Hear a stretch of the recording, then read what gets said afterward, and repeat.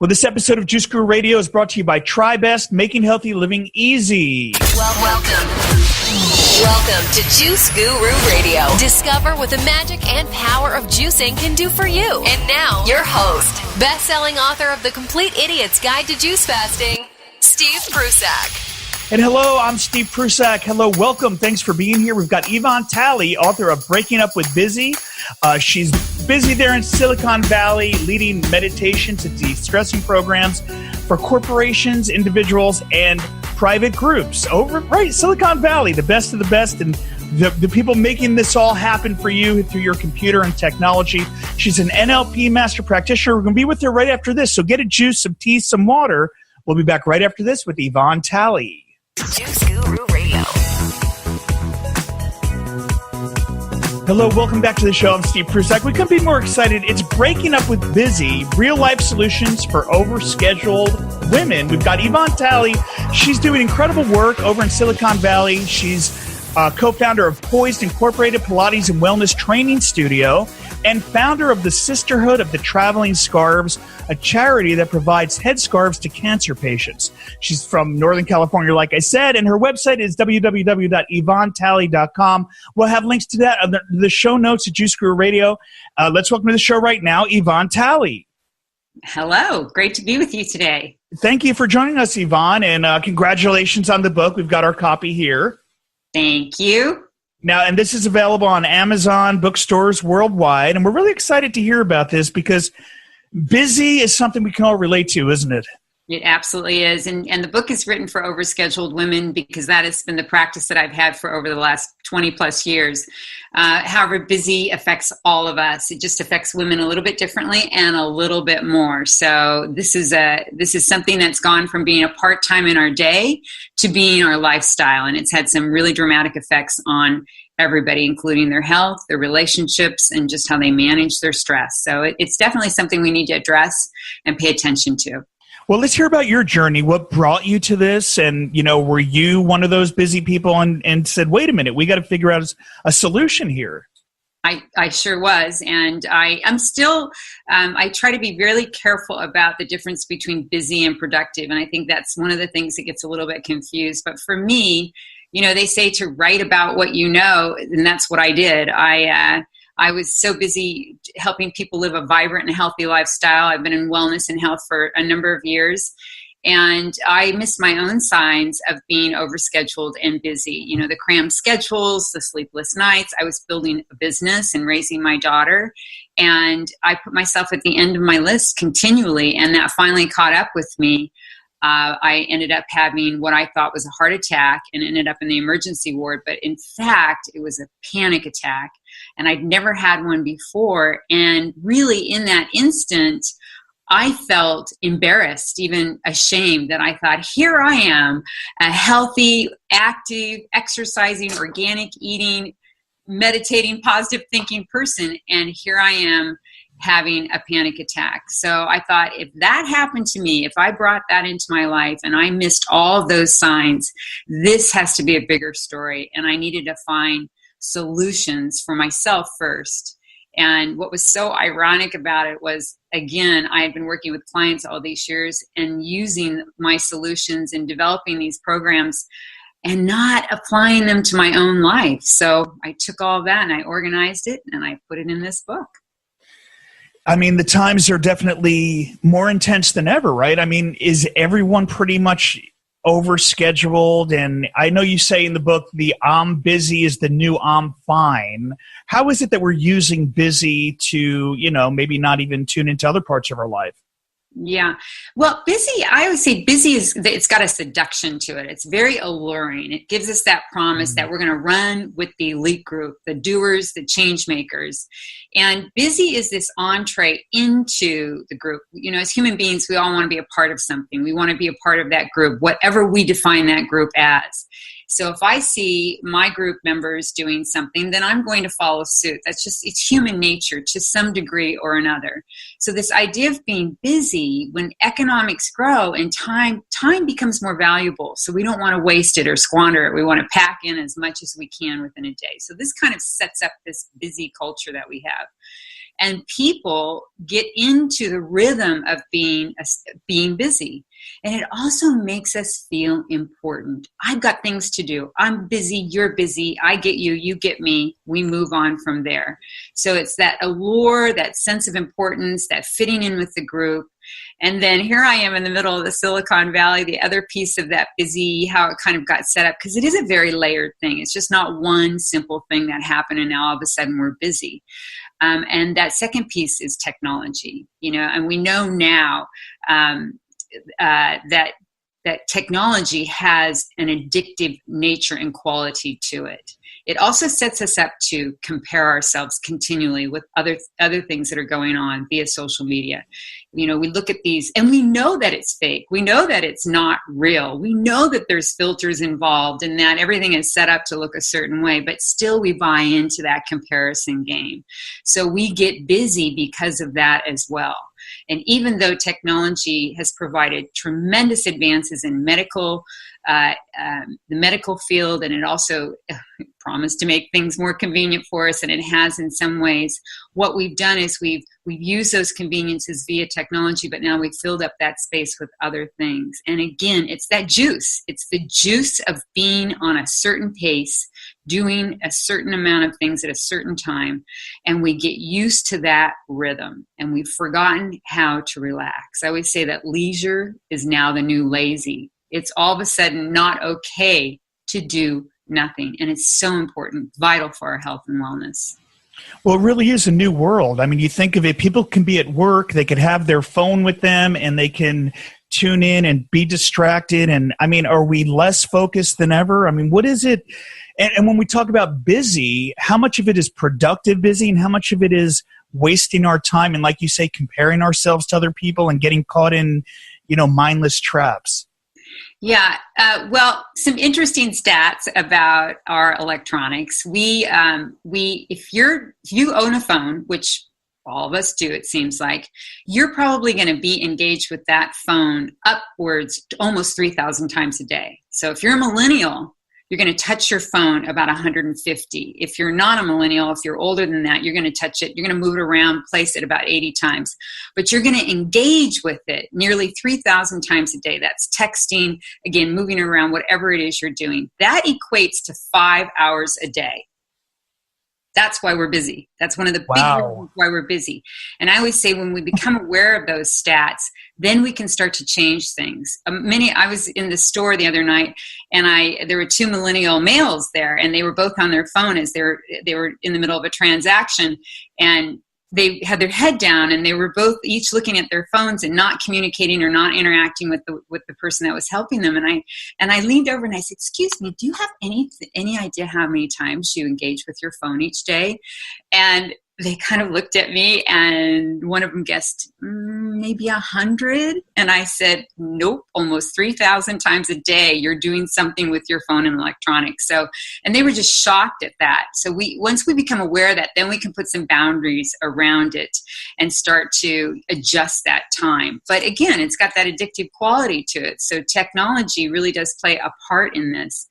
And yes, it's about distractions. We're very distracted. It's difficult not to be distracted when we have so much information coming at us continually from all areas. I don't know about you, but I can't even get on my internet to do some research without ads popping up. They're following us everywhere, and it's very difficult to create some space where we can slow down and really nurture ourselves. And again, there's also this secret code that we shouldn't be doing that anyway. We should be able to get a lot done, and if we're not busy, we're just not that important, and we don't really have that much to offer. And that couldn't be further from the truth. Well, those statistics are horrifying. So, and a lot of people don't want to admit that they're addicted to these things. It's funny when I'll post things about that, or, even art that's related to how addicted we are to technology and maybe we should wake up. People don't want to hear it. We're streaming on Facebook right now, and I'm sure it's really not the audience. Hey, you're addicted. Get away. No. So what are some of the first steps we could take to open up? Because with it, let's talk about the gold at the end of the road, the reward to when we become tuned into our addictions and busyness, and what we can expect when we can make the time for those other things in our life, like nature and relationships and self-love and all those things. Yeah. And I don't want to bash technology. Like I said, Right. it is really, again, we wouldn't have the advances. We wouldn't have the social mobilizing movement that we can have through technology. So it really does some great things. It's like anything. I always say it's like giving a 12-year-old the keys to the car. That 12-year-old may be able to drive down the driveway or down the street without incident, but it's very unlikely they're going to drive across town or even across country and be able to use that equipment really well. And that's kind of what technology did. It came in really fast and furious, and they're very good at what they do. It's like when we walk into a department store where there's this great allure. I want that. I want to buy this. That looks fantastic. Well, technology has done the same, and as they should. They're a business. And how we can create some space and time for ourselves, and why that's important, is that this is affecting our health and our relationships. And we can just dive into that for a moment, the relationship part. When we have an emotionally intimate relationship, that requires us to pay attention, to be engaged with that person. And it's very difficult to be engaged with someone when they've got their little 6-inch friend in their hand and they're communicating with that rather than us. So it's really important that we just elevate our awareness of these things. And if you're raising children, think about what happens when you're on your phone or on your electronics of any kind, and your child is asking you a question and you don't look up. So we're teaching the next generation to have this distracted type of nature. Now we can back up, and what's happened with that? We have become used to that pace. So learning something different is going to require practice. So I always say, start small. Look at it as a shift. Look at it as a practice rather than something else that I have to do. We're already strapped for time. Now you want me to meditate. Now you want me to exercise. But look at it as a practice and set it up as a lifestyle shift for yourself rather than, okay, I haven't exercised in 2 years. I'm going to run 30 minutes a day every single day. It might last for a week or two, but most likely we haven't set ourselves up for success when we dive in with big leaps and big changes. So one small change at a time.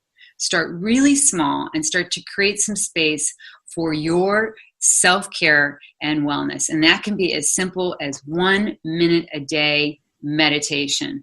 People say, I don't have time to meditate. We have time. We spend 20 minutes average every day just looking for our car keys. And if you're me, you probably spend more than that. But that's, right there, we can start to adjust some different things that we can do. Why is meditation important? Why is that? Why do I always preach about meditation? Because in meditation, it's like feeding your brain and your mind. It's nutrition for your mind. And we all need that. And also there's another thing that happens. You talked about nature earlier. We have disconnected from that. And nature invites our senses to be stimulated. And this, again, is a very important part of our health. So small changes, one at a time. Start with 1 minute of meditation. If you want to bring exercise into your life, if you think you can do 30 minutes, back off from that and start with 5. Make it small. Make it successful for yourself. The other thing I see with it in my own life is this need to respond to people. Like when they text, I see people almost like I've got to respond right away. It's almost like this an addiction to, like, not only are we connected all the time and people can contact you at all times of the day and they can text you, but it's not just that. It's not even, it's waiting and I see people in my own life doing this, like responding right away, needing to respond right away, not, well, we're in the gym. Maybe we could wait till after. Maybe we don't have to be so accessible and available. What is it with that? What is it with that need to respond and be available? Yeah, we've practiced it really well. That, we're going to go now to habits. So we start out with the interest and the appeal of the electronics. We'll use the phone as an example. And I see it all the time in the gym. And I have to catch myself too, constantly saying, no, just this is your 1 hour now. Just disconnect from it completely. But again, we've practiced that response. Now we're really good at it. We don't even think about doing it now. It's that addictive quality to it. We're in that loop. So we have to have a conscious effort to change that. But there has to be a value. Why do I want to change that?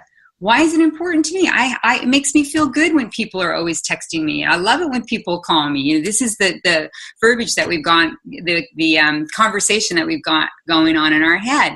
It feeds into that feeling of being connected, of being important. And what we have to realize is that's okay. There's nothing, we're not making a judgment on that.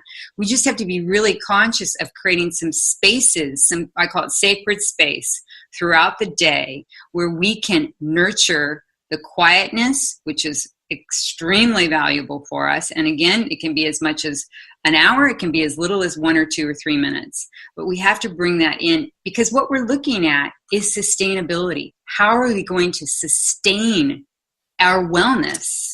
Because this will have an endpoint at some point. We have to get to a space and a place where we can balance technology and our lives where we're not so busy all the time. And that's why I put, 24 plus solutions and practices in the book. So there's an easy way to move into starting to make some changes that we can bring in more balance in our life. The name of the book is Breaking Up with Busy, Real Life Solutions for Overscheduled Women. We're here with the author, Yvonne Tally, and it's available on Amazon, bookstores worldwide, and at her website, YvonneTally.com. We'll have links to that under the show notes. Right, you've got it up on your website too, Yvonne? I do. Yes, it's all there. Great. So definitely highly recommended. Now, you talk in the book about the OSW woman and how someone knows if they're called one. What is that exactly? Well, an OSW is an overscheduled woman, and I think that most women have probably felt that way at least once in their lives. So it's this idea, get it done, make it happen, do your best, always be on, and then repeat. And what ends up happening is it's this imbalance between obligation and expectation and the lack of self-care. And that's what gets set up. And that in a nutshell is what an OSW is. And there's 10 signs in the book. And I think one of the most prevalent signs is that we frequently opt out of doing something for ourselves when someone in our life close to us needs us. And things that we once enjoyed now become just another thing that we have to do on our list. They become an obligation rather than a pleasure. So those would be a couple of the signs, but there's several, and you may feel all of them or just a few of them. And again, it's written for women, but the solutions and the techniques anyone can use. And also those signs relate to all of us, really. Particularly, as I said, women. When we look at what the economics are of being a woman in today's culture, 2/3 of the women working outside of the home are caring for school-aged children. So that right there is going to be a necessity to take care of. And also we know, because it's all over the news, this is just a statistic, women make on average 20 cents less an hour than men make for the same type of work. And if you're a woman of color, that drops down to about 63 cents. So we have to work more. We have to work longer hours to make the same amount. So this all gets wrapped into this overscheduled woman that I write about in the book. And there's 5 different types that I also write about, and then the solutions and the practices that you can get out of the traps that are kind of keeping you in that busy pace all the time. Well, you also talk about the role of silence in breaking up with busy. What role does silence have in this? Yeah, I was having a conversation the other day with a group, and their comment was, why are you advocating for us to be quiet? And they're misinterpreting it as not saying anything. And yes, there's certainly a quality of being quiet and not saying anything, but that doesn't mean not to speak up for yourself. When I talk about silence, really this goes to communication, to have a meaningful communication with someone, collaboration, also to be able to negotiate with someone, and to be heard. We have to listen first. So silence is a way for us to really be an active listener. So in a conversation, rather than coming up with our responses, we have to quiet the mind enough so that we can actually listen to what the other person is saying and honor that first.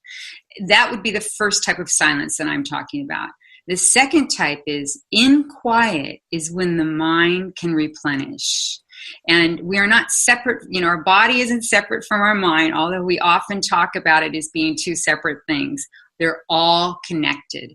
So just as exercise is good for the body and nutrition, eating things that are good for you are important for the body, it all translates to the body and the mind. So quiet is beautiful, valuable, essential nutrition for the brain to replenish, just as sleep is for the mind and body as well. So in quiet, in meditation, that is where we can restore that. And it's also, when we quiet things down, we make room for creativity, for imagination, for problem solving. All of those things happen in quiet. It's very difficult to become extremely creative and to birth new ideas when we are always in the realm of noise. Although many great ideas come from brainstorming, let's not forget that many also come from the quiet. Amazing. Great ideas. And what about society as a whole? What changes can we expect in society to relieve some of the pressure? I mean, it's on women and men. Like what can we expect to help with this really overflowing issue? Yeah, I think we need to cut ourselves a break. I think we need to stop that comparison game, as hard as it might be. Again, we are going to influence, and again, if you don't have children, you're still influencing people in your life. So not playing that comparison game, lightening up on yourself, giving yourself some space is so important, because for the people that you're influencing, not just for yourself, but for the people that you're influencing in your life as well. So I think we have to lighten up. And also, we have to stop the side-eyeing. We as women, when we get into that space, and men I guess do it too, but when we get into that space and we say, I'm just going to put my feet up, I'm not going to do anything this week, and I'm just going to relax, let us embrace that. In fact, let us all do a little bit more of that. So being aware of the differences, not judging the differences, and also giving yourself some space and time to just be. And really talk about that, share it with other people, because in that we're going to give each other permission and we can start to create that shift. And we have to, men and women, we have to talk to one another. Men have to be more aware of what is going on in our culture that is really driving this issue of busy and always having to do things all the time just right constantly, and also the awareness of the economic challenges that we all face. And we can learn, we as women can learn, we can take a page out of men's playbook, and that is, it's okay to say no. It is okay not to be involved. And I don't mean no in being unhelpful. I mean no in creating a boundary and being okay with that and setting those boundaries and not wavering from that and making time for yourself. And I always say, in all of my years of practice, I've never once heard a man say, I feel really guilty about going and playing golf this Saturday. No, they feel as though that they deserve that time and that space. And I think that's fantastic. And I think we as women need to adopt more of that. And I think we can all learn from one another. Be open to that. It's Yvonne Tally here on Juice Guru Radio. We're getting ready to close out. Before we do, Yvonne, we'll take some questions from the studio audience once we close the feed on iHeartRadio. But before we close out, any final words of advice for those to really break up with busy and make it stick? Because sometimes we break up and we go back to that bad relationship over and over again, even though we broke up. How can we break up for good? Yeah. I used to talk about busy as being the bad boyfriend. Really comes on strong and really says that there's some great things that are coming my way, but then it ends up all falling apart. So that's what happens with busy. I think we have to again go back to what I call the small chunk approach. One small change or adjustment at a time. Be aware of your boundaries and set them and know that they're okay. I always say boundaries are like handrails on a staircase. Everyone feels better when they're there. So adopting your boundaries, learning to give the artful ask, meaning that we have to ask for help, and also to develop a healthy no, to know that it's okay to set those boundaries and that we don't have to say yes to everything. So there's several different solutions in the book. You can pick one of those out and test it and see how it feels for yourself. And know that you will slip back into those busy behaviors, but once you become aware, because awareness can't be undone, once you become aware of that, you've already started that process. And if you need any evidence at all, just know that you will be healthier, you will boost your immune system, you will sleep better when you decrease the stressors and learn how to deal with those in your life. You decrease that cortisol, which is produced from anxiety and stress, and you can increase your dopamine, which is that feel-good hormone, just by spending time with those people that you love and appreciate and that love and appreciate you. Breaking Up with Busy, Yvonne Tally, thank you so much for being here on the show. Thank you for the message that we all need. Available bookstores worldwide. Yvonne, thank you for being on Juice Guru Radio. My pleasure. Thank you. I'm Steve Prusak, and we'll see you next time. Thank you for listening to Juice Guru Radio. Find out more about us at juiceguru.com. Until next time, get your juice on.